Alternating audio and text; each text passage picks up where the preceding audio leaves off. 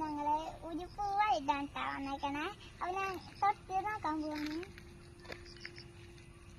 ഇതെന്താ വാടിപ്പോണേ?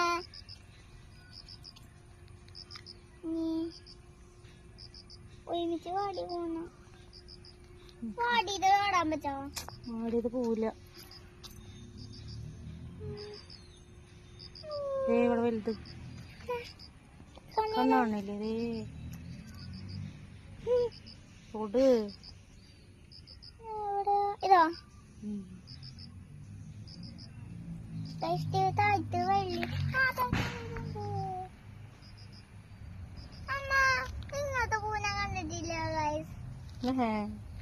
ഗൈസ് ഒന്ന്